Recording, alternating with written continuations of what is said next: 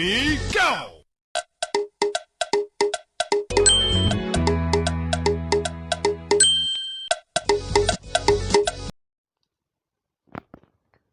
Breaking news. Welcome to today's headlines.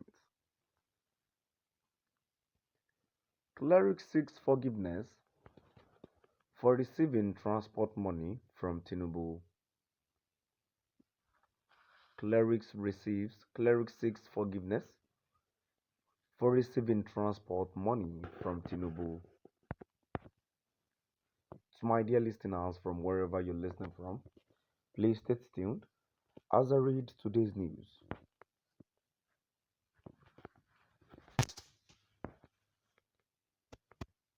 Reverend Danjuman Biang, a member of delegation of the Northern Pentecostal Bishops that met with All Progressives Congress, APC presidential candidate Bola Ahmed Tinubu, a couple of months back has regretted being part of the gathering.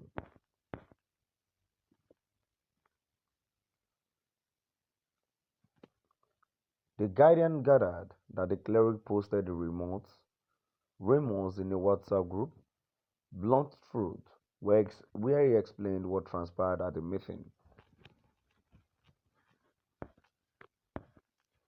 The bishops had been accused of receiving millions in naira as transport money and branded souvenirs.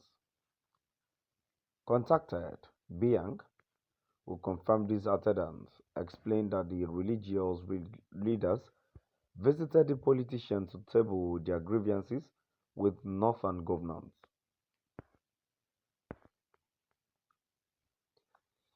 He said, "It is a smear campaign. Yes, I attended the meeting and wrote a short report of it. I am surprised that the only thing they read there is the transport money I said I collected. Let me send you the report I made." In the report he titled, "The Northern Pentecostal Bishops Meeting with Bat," Biang observed, "The Northern Pentecostal Bishops meeting with Bat.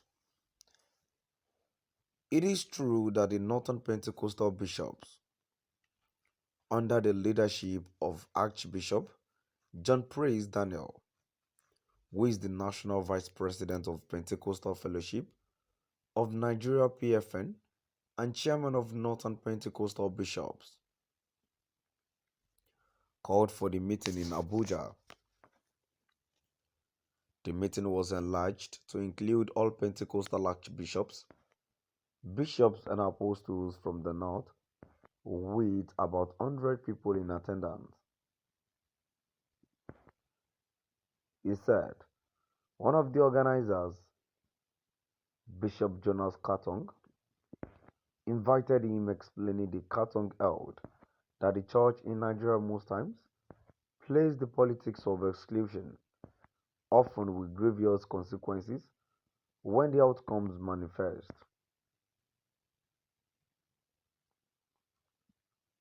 The embattled cleric went on.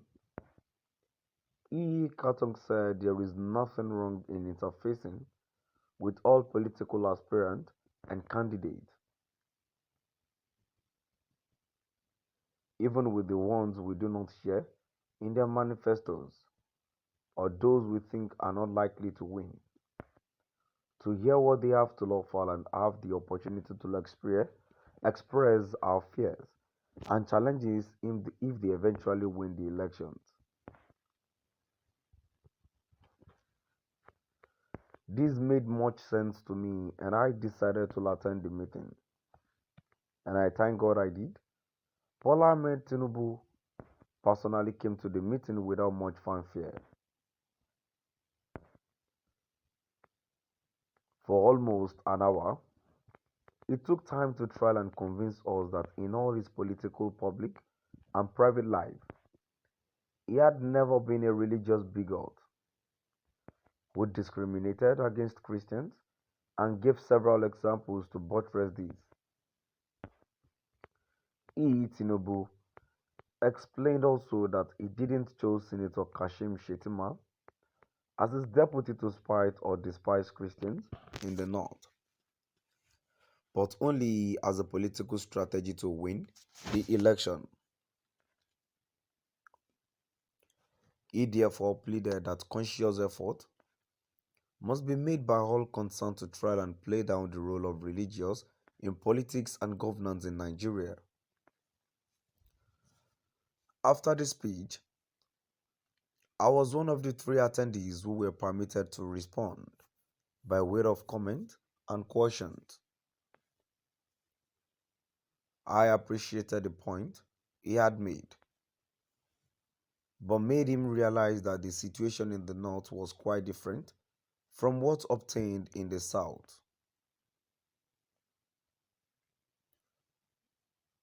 I told him that Christians in the North were not happy with his choice of another Muslim from the North to deputize for him for good reasons. I explained that in the North, there is a deliberate agenda to marginalize Christians from the public square and to annihilate Christianity in due course, if possible. I said there are at least 8 states with a majority Christian population and a few others more which are roughly equal in population between the two faiths, but these are our experiences.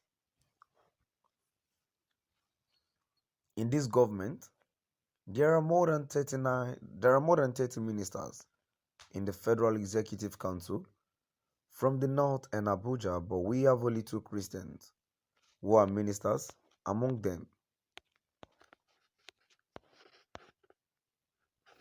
Christians find it hard to acquire land documents to build churches or even to renew the ones that have expired. Christians are not allowed to preach their faith in government-owned media houses in some states.